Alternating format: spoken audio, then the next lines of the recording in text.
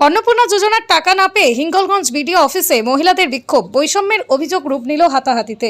মুখ্যমন্ত্রী শুভেন্দু অধিকারীর কমিটমেন্ট অনুযায়ী মায়েদের অ্যাকাউন্টে ঢুকছে অন্নপূর্ণা যোজনার ৩,০০০ টাকা, কিন্তু এই প্রকল্পের টাকা না পাওয়ার অভিযোগ তুলে উত্তর ২৪ পরগনার হিঙ্গলগঞ্জ বিডিও অফিস এদিন উত্তপ্ত হয়ে উঠল। বিক্ষোভ দেখাতে গিয়ে মহিলাদের হাতাহাতিদের ঘটনাও ঘটে যায়। পরিস্থিতি সামাল দিতে ঘটনাস্থলে আসে হিঙ্গলগঞ্জ থানার পুলিশ বাহিনী। বিক্ষোভকারী মহিলাদের অভিযোগ, একই প্রকল্পের কেউ ৯,০০০ টাকা পেয়েছেন, আবার কেউ ৬,০০০ টাকা পেয়েছেন, আবার অনেকেই কোনো টাকাই পায়নি। কেন এই বৈষম্য, কেন বারবার মহিলাদের হয়রানি করা হচ্ছে, এই প্রশ্ন তুলে দিন তারা হিঙ্গলগঞ্জ বিডিও অফিসের সামনে বিক্ষোভ দেখান। তাদের দাবি, অবিলম্বে যোগ্য সকলকে টাকা দিতে হবে, বন্টনের স্বচ্ছতা আনতে হবে। কিন্তু রাজ্যের মুখ্যমন্ত্রী শুভেন্দু অধিকারী বারবার তিনি বার্তা দিয়েছেন, কাউকে হতাশাগ্রস্ত হওয়ার কোনো দরকার নেই। সমস্ত যোগ্য ক্যান্ডিডেটরা অবশ্যই তারা তাদের প্রাপ্য টাকা পাবেন। প্রদীপ সরকারের রিপোর্ট, হিঙ্গলগঞ্জ নিউজ। যদি টাকা না ঢোকে আমি টাকা দেবো আপনাকে, কিন্তু সেখানে উনি আমাদের সঙ্গে দেখাই করলেন না, কথাও বললেন না। এখানে পুলিশ আমাদেরকে আটকালেন। এখানে 200-300 মানুষ ছিলাম, আমরা মহিলারা সবাই প্রায় ম্যাক্সিমাম। তো সেখানে আমাদেরকে পুলিশ আটকে রাখছিলেন। একটা ঝামেলা কিছুই না, একটু পেছন থেকে ঠেলাঠেলি করতে গিয়ে একটা মানে পুলিশের গায়ের উপর মহিলা পড়ে গেছে। উনি ওনাকে চুল ধরেছিল। আমি ছিলাম, আমার নাম দিলিয়া খাতুন।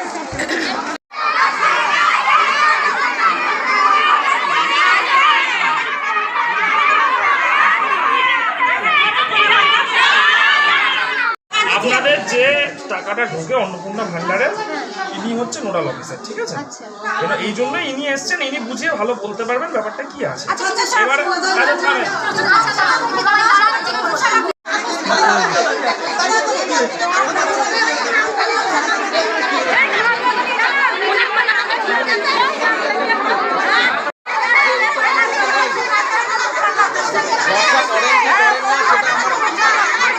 জানেন সবাই, অন্নপূর্ণা যোজনার যে পেমেন্টটা হয় এটা কিন্তু রাজ্য সরকারের তরফ থেকে, রাজ্য স্তর থেকে পেমেন্ট হয়, বিডিও অফিস থেকে কিন্তু পেমেন্ট হয় না। এটা কি জানেন আপনারা?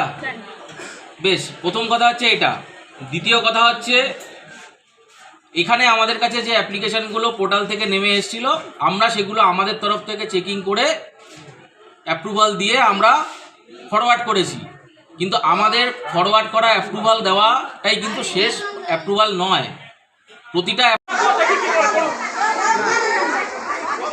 বলা হলো যে বিডিএমও এসছে এখানে বোঝানোর জন্য, অতিরিক্ত বাড়াবাড়ি।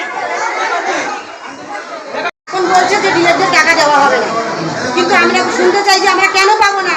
দিও তো সরকার যে যারা ডিলেট হয়েছে, ট্রাইব্যুনালে আবেদন করেছে, তারা পাবেন, তারা বঞ্চিত হবেন না। তো আমরা সাধারণ গরিব মানুষ আমরা কেন পাবো না? এখন তো বিএলও বলছে যে এখন বিএলও বলছে যে না, তোমরা পাবে না, তোমরা এর থেকে বঞ্চিত, তোমরা পাবে না, তোমাদের পরে দেখা হবে, পরে দেখা হবে। কিন্তু কেন? আমরা সব কিছু কাগজ, এই যে আমাদের নিয়ে এসছে, আমরা সব কিছু করেছি। এই যে এখানে দেখাচ্ছে, এই যে দেখুন এখানে লেখা আছে আমাদের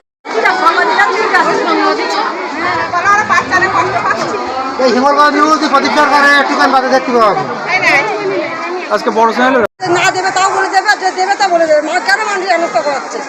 এই বলছে এই ডিলারে টাকা পাবে না, এই টাইফোনের কাগজ দিলে পাবে, এই 400-500 টাকা দিলে হচ্ছে আমাদের জেরাস করা হয়ে গেছে একের পর। এখন আবার বলছে এখন এই সব ওখানে সই করো, ওখানে গেছি ওখানে নেই, যার ভালো লাগছে তার কাছে সই নিতে মানে নিচ্ছে, তাহলে সবাইকে দেবে, আর না দেবে তা